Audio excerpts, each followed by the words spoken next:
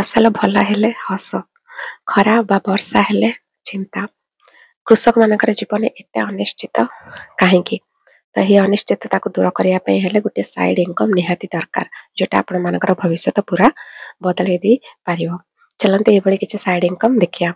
First mushroom चाष छतु चाष जदि आपण मान पाखे गोटे रूम भी अच्छे आपण से अल्प खर्च स्टार्ट करेंगे मासिक आपण मैंने 8,000 ରୁ 10,000 बा 15,000 पर्यंत भी आय करेंगे। सेकेंड महुमाछी चाष महुमाछी तो नुहे यहाँ मिठा सुनारे भी परिणत करेंगे महू बिक्री करना आपण मैंने 20,000 ରୁ अधिक आय करेंगे। थर्ड है फिश फार्मिंग माछ जदि आपण मान पाखे छोट पोखरी टे भी अच्छी यहाँ आप सुनारे परिणत करेंगे।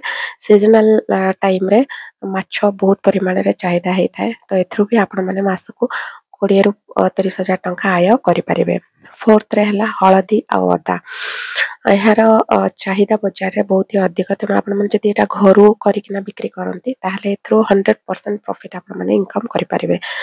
फिफ्थ रे आसुची ऑर्गेनिक कंपोस्ट एथरे बहुत ही पैसा आजिकली बहुत चाहिदा एथरे मासको सहजरे आपण माने 12,000 ରୁ 15,000 इनकम करेंगे। सिक्स्थ रे आसुची छेड़ी चाष माने गुड फार्मिंग तो एथरे भी आपण माने अल्प इन्वेस्टमेंट रे ढेर सारा इनकम करेंगे आ आपण मानक परिवार रे खुशी आनी पारिबे।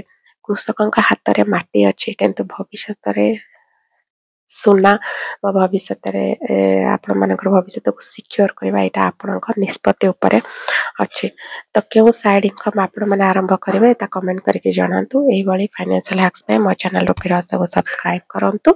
रहुची जय जगन्नाथ।